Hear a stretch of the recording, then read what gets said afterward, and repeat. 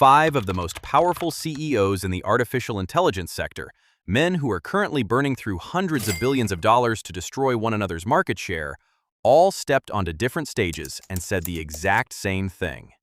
They didn't give us vague, hand-wavy marketing fluff. They used the same specific words. They pointed to the same looming dates. They issued the same dire warnings. We are witnessing a total convergence of reality from 5 separate data points. I've been tracking the AI and Tesla space since 2012, long before it was cool to talk about AGI or humanoid robots. In those 14 years, I have never seen a moment like this.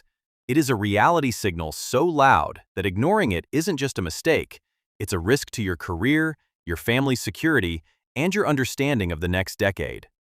Today, we're going to break down these 5 pillars of evidence and look at what one CEO calls the adolescence of technology, the phase where we've gained the power of gods but still have the judgment of teenagers.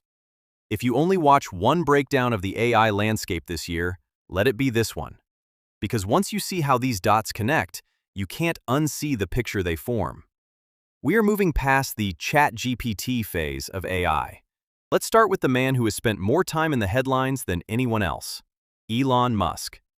On January 4, 2026, in a reply to the founder of Midjourney, he stated simply, "We have entered the singularity." A few hours later, he doubled down, declaring 2026 as the official inaugural year of the singularity. Now, I know the immediate reaction. It's Elon.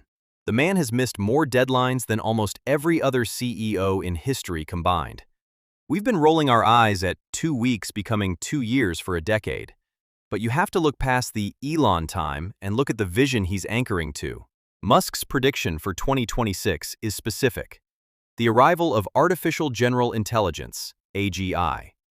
He defines this as the point where AI comprehensively surpasses human intelligence and gains the capacity for self-evolution. By 2030, he expects the total intelligence of AI to exceed the combined intelligence of all humanity. Why does this matter coming from him? Because he doesn't just run a car company.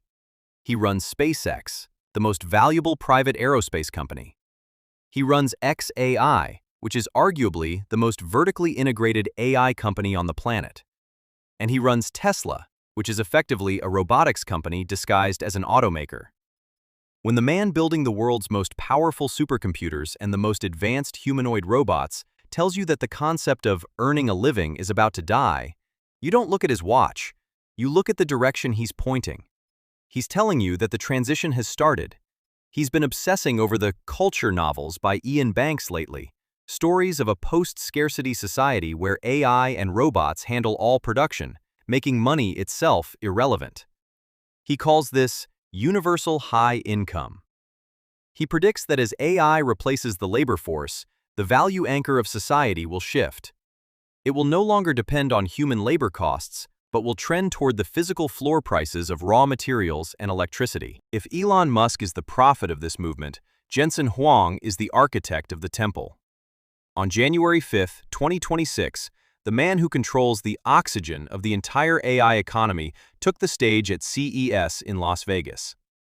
Jensen Huang, the CEO of NVIDIA, is currently the most important individual in the global supply chain. He doesn't just see the future, he manufactures the components that make it possible. While other CEOs are guessing, Jensen is looking at the purchase orders. He knows exactly who is building what, because they are all standing in line to buy his chips. His headline from CES was a lightning bolt that electrified the industry. The ChatGPT moment for physical AI is here. He unveiled the Rubin platform, named after the astronomer Vera Rubin. This isn't just a chip, it's a gigascale architectural shift.